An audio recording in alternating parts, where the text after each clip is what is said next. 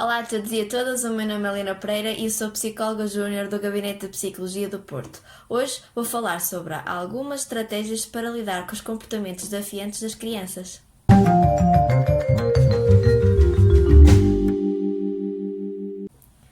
Antes de mais, seria importante passar uma mensagem para vocês pais, para vocês cuidadores, para vocês elementos de uma família. Não existe uma fórmula mágica, não existe uma varinha de condão em que nós acenamos e os problemas desaparecem.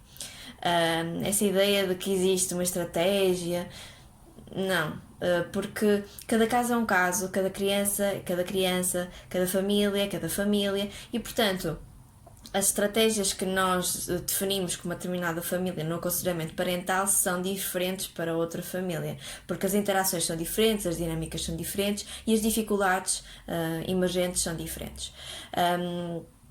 Outra questão prende-se com a mensagem que nós queremos passar, é que nós percebemos a vossa exaustão, nós percebemos que vocês estão cansados, que estão esgotados e por mais que sabem que existem de facto algumas estratégias mais adaptativas, mais adequadas a curto, médio e a longo prazo, muitas vezes é difícil recorrer a essas mesmas estratégias, porque o dia de trabalho não correu tão bem, as crianças fazem muito barulho, as crianças também estão cansadas, a vossa relação conjugal pode não estar muito bem e, portanto, sentem-se frustrados e às vezes a forma mais fácil é dar um berro, dar uma palmada, ignorar.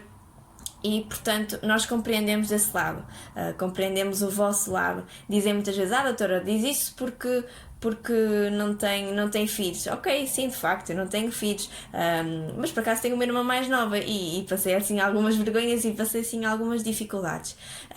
Mas acima de tudo sou profissional e percebo de facto é complicado gerir a família, gerir vários papéis. Vocês são maridos, vocês são esposas, vocês são pais, mas também vocês são pessoas e trabalham numa empresa e têm que atender às vossas necessidades e muitas vezes isso é difícil de alcançar e, portanto, a dinâmica familiar acaba por se complicar um bocadinho, as interações, as relações acabam por existir mais conflitos porque existe esta dificuldade de diferenciar os papéis e dificuldades de regulação emocional, mas é para isso mesmo que nós aqui estamos, para servir deste apoio. Cada caso é o caso e, portanto, se nós em famílias vemos que há crianças que ocasionalmente têm um comportamento mais desafiante e algo muito ligeiro, há outros casos das famílias em que estes comportamentos desafiantes são persistentes, são crónicos, acontecem há muito tempo, são muito intensos e têm implicações consideráveis na vida da criança, a nível no contexto escolar, problemas escolares, problemas de aprendizagem, problemas sociais e também no contexto familiar. E até os próprios pais têm outras implicações na vida deles, são mais frustrados, né? A nível de regulação emocional é mais difícil de a ter. E, portanto, nós queremos passar essa mensagem. Os estudos demonstram que estas implicações destas dificuldades de gerir os comportamentos das crianças, estas dificuldades, estes comportamentos mais desafiantes, tendem a prolongar-se ao longo do tempo caso não exista uma intervenção e podem gerar um desenvolvimento socioemocional atípico. Por isso, torna-se urgente nós intervirmos ao nível precoce e conseguirmos intervir com a criança, com a família, o mais rapidamente possível e não só mais rapidamente, mas o mais prontamente possível e diminuir essas mesmas dificuldades. E, portanto, eu posso dizer algumas estratégias, mas lembrem-se que isso depende de família para família. E há uma estratégia que posso começar já por dizer, que é a atenção. Dar atenção à criança, reservar um período de tempo ao longo do dia para estar com a criança, para brincar com a criança, para falar com a criança, para ver a Ladybug e os PJ Masks, mas também para falar sobre o que é que ela gosta, qual é que é o animal preferido, o que é que a mais gosta de fazer. Há pais que neste momento não sabem qual é a cor preferida dos filhos. É importante, são perguntas simples, mas que a criança pensa, ok, tu queres saber sobre mim? Okay, então deixa-me falar. Brincar com a criança, a brincadeira é muitas vezes a forma como as crianças, não é muitas vezes, é a maior parte das vezes, a forma como as crianças representam a sua realidade, representam a forma como como se sentem. E é importante os pais brincarem com os filhos. Eu acho que os pais não sabem brincar com os filhos ultimamente. E vemos, infelizmente, mais crianças com um tablet, mais crianças coladas a uma televisão ou a um jogo, do que propriamente a brincar com os brinquedos ou sozinho ou com os pais. Portanto, criar momentos de interação positiva, de brincadeira, de diálogo, não só a mãe com a criança, como também o pai com a criança, como também o pai, a mãe e a criança, por exemplo. E o amor também é uma forma magnífica, uma estratégia magnífica, porque uma criança sentir-se amada, sentir-se acarinhada, também desenvolve competências sociais, e caminha para este desenvolvimento socioemocional típico, normativo. E portanto não tem tantas dificuldades, nem tantas tendências a desenvolver problemas futuros. Outra estratégia prende-se com definir regras, definir limites que de facto os pais devem ter. Mas estas regras não é um pai dizer uma coisa, a mãe dizer outra e a criança fica aqui no meio. Portanto, o desacordo parental relativamente às rotinas, às regras para a criança não deve existir e, portanto, os pais devem acordar com as regras que devem ser estabelecidas. Não deve existir desacordo parental, desautorização parental, ou seja, em frente à criança, a mãe ou o pai discordar com a regra que foi estabelecida. Por exemplo, a mãe diz: Pedro, vamos fazer agora os trabalhos de casa. E o pai diz: deixa para logo, ele está cansado, deixa para logo. Isto é desautorização e, portanto, a criança tendencialmente vai para aquilo que o pai diz, não é? Porque eu não me apetece até fazer os trabalhos de casa, então eu vou para aquilo que o meu pai diz. Não, tem que existir um acordo mútuo.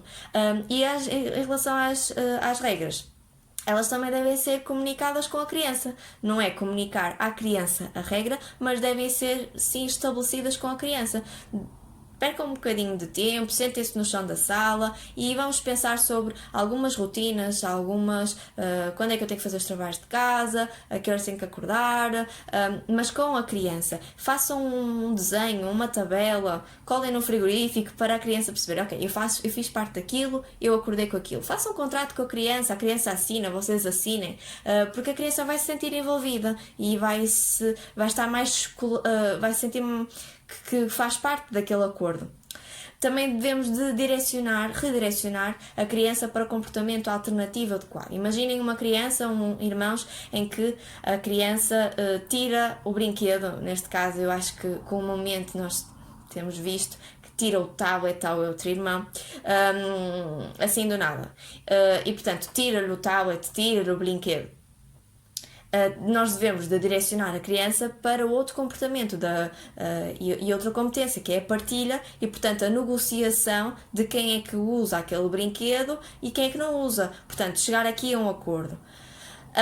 Se é importante também reforçar positivamente os comportamentos adequados. Elogiar. O elogio é o reforço positivo melhor que as crianças podem ouvir. As crianças sentem-se empoderadas, sentem-se que conseguem fazer. Isto é muito importante para o desenvolvimento da sua autoestima. Mesmo que o comportamento não seja 100% perfeito. Por exemplo, imaginem que um objetivo é ajudar a Maria a fazer a Maria tem 6 anos e vamos ensiná-la a fazer a cama, ok. O facto de ela colocar o lençol debaixo do edredom, ok, não fica totalmente esticado, mas ela sabe que tem que pôr o lençol debaixo do edredom.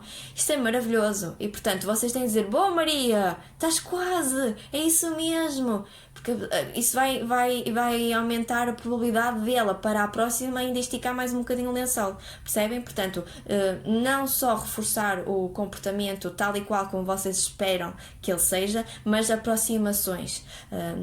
Ou seja, mesmo que não seja totalmente uau, é um passo é o caminho, é a forma como a criança se desenvolve.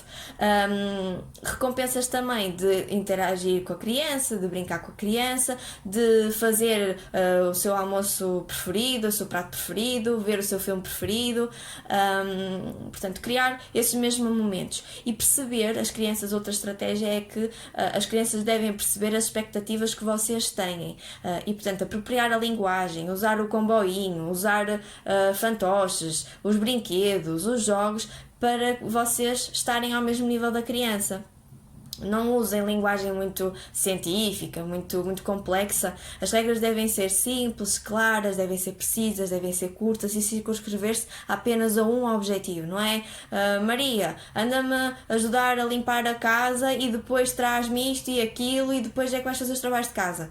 A Maria já não sabe para quem é que começa. Se começam pelos trabalhos de casa, se vai ajudar a mãe, se tem que trazer aquilo.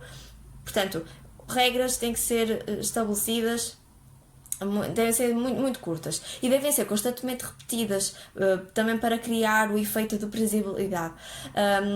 Em relação às birras, muitas vezes que me perguntam como é que eu controlo as birras, como é que eu ajudo a controlar as birras. Nós devemos de ensinar à criança de como é que os comportamentos se irão ocorrer. Por exemplo, imaginem que o vosso filho, a vossa filha faz birras quando vai ao supermercado. Ok, que nesta circunstância nós pedimos que as crianças não vão aos supermercados, mas muitas vezes dizem, ele chega ao supermercado, começa a berrar porque quer aquele chocolate e quer aquele brinquedo. Nós devemos de avisar a criança, olha, nós vamos ao supermercado amanhã, a mãe vai ao supermercado amanhã, queres vir comigo? Sim, quero. Pronto, ok, olha, aqui está a lista, eu vou-te ler a lista e vão ser só estes os itens que nós vamos comprar. Ok? Pronto, lemos a lista. Ok, João, olha, aqui não tem doces, não tem bolachas, não tem brinquedos e, portanto, eu só vou comprar o que está aqui. Vais chegar ao supermercado e não vais começar a gritar, a dizer que és um brinquedo, certo? Concordas? Sim, mãe, concordo. Ok. Pronto. E ir repetindo isto na segunda e na terça de manhã repetir outra vez. E quando chegar ao supermercado,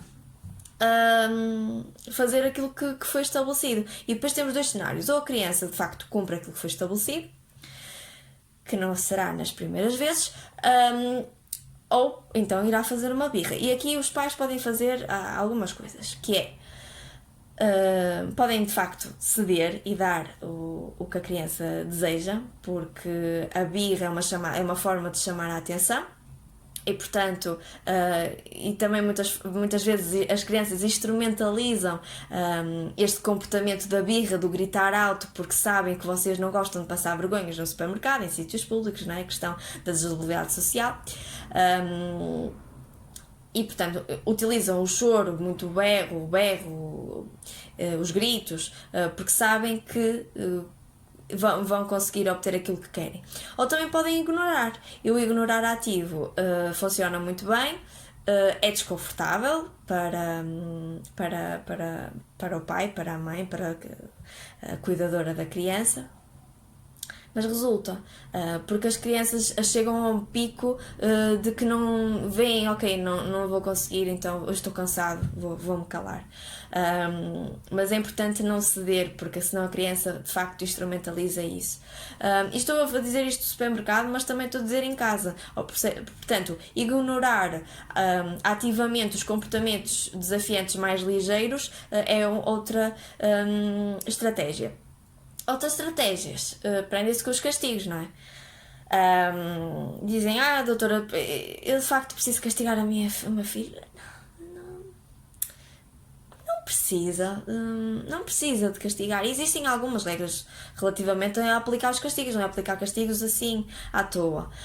Portanto, os castigos, antes dos castigos tem que existir sempre uma preparação antes de colocar o castigo. Por exemplo, dar opções. Ok, Pedro, nós temos os trabalhos de casa para fazer, tu preferes fazer os trabalhos de casa, começar pelos de matemática ou os de história?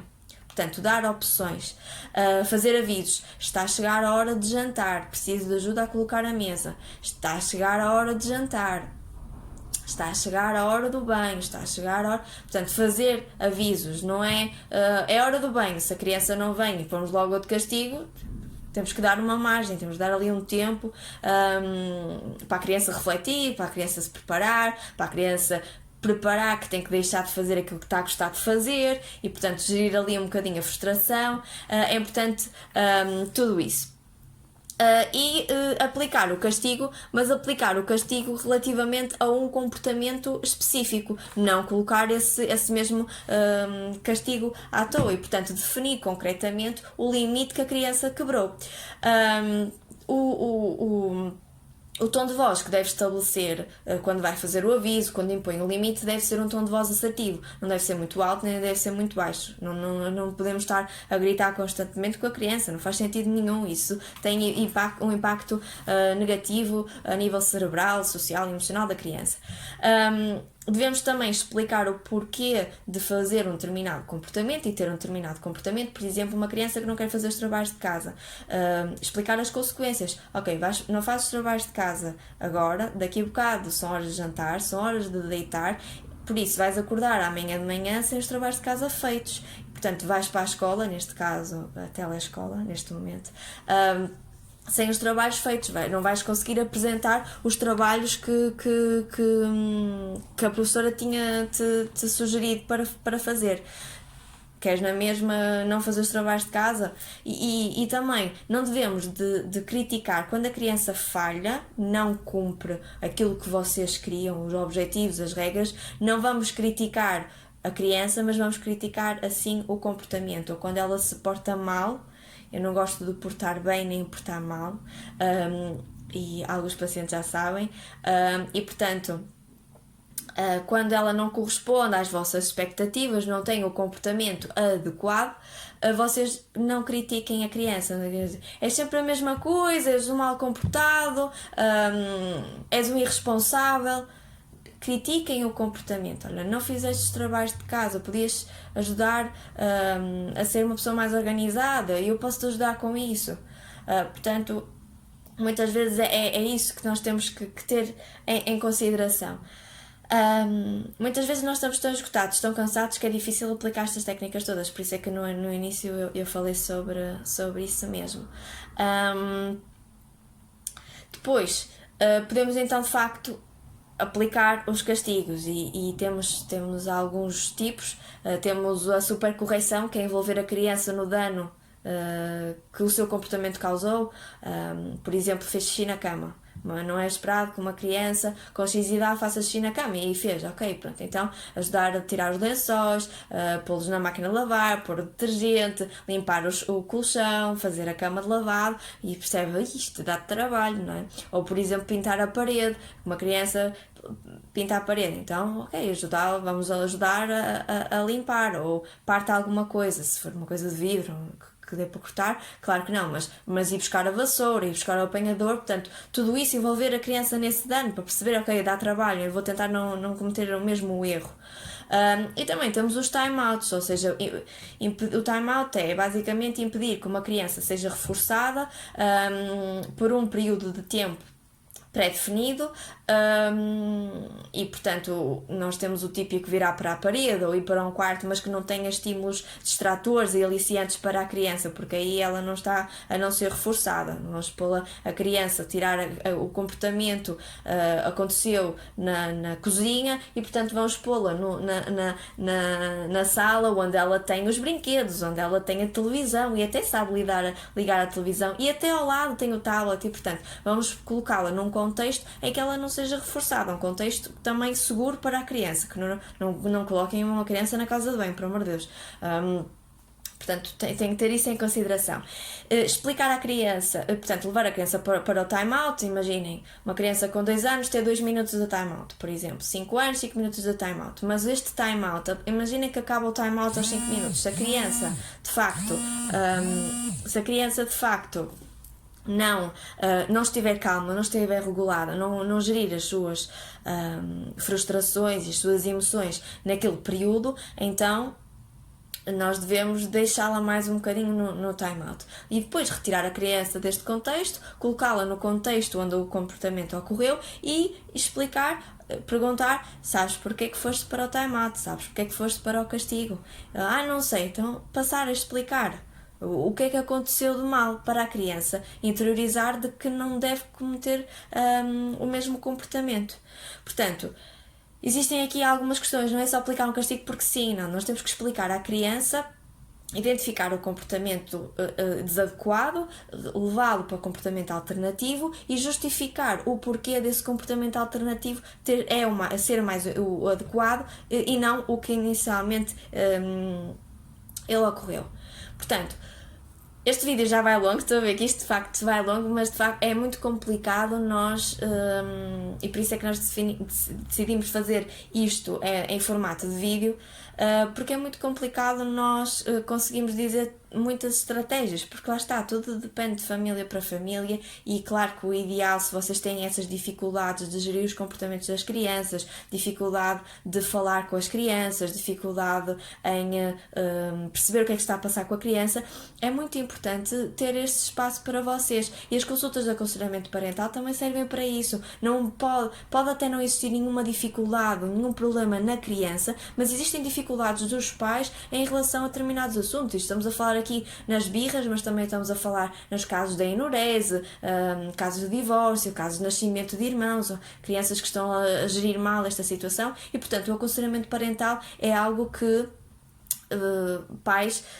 cuidadores devem investir caso estas dificuldades tenham implicações significativas na vida da criança, a nível pessoal, mas também a nível relacional, a nível familiar. Se vocês começam a identificar problemas nas dinâmicas familiares, a vossa comunicação, as vossas interações, é muito importante intervirmos de uma forma mais precoce para que as dificuldades não se exacerbem ao longo do tempo, não perpetuam e não cheguem a um ponto que será mais difícil intervir. Espero que tenha sido útil. Desculpem este vídeo ter ficado muito longo. Espero ter ajudado de alguma forma. Se tiverem alguma sugestão, se tiverem alguma questão, não hesitem a deixar um comentário. Se quiserem outro tema relativamente a este ou outro que vocês considerem pertinente, não hesitem a deixar essa mesma sugestão e espero tê-los no próximo vídeo. Muito obrigada e até à próxima!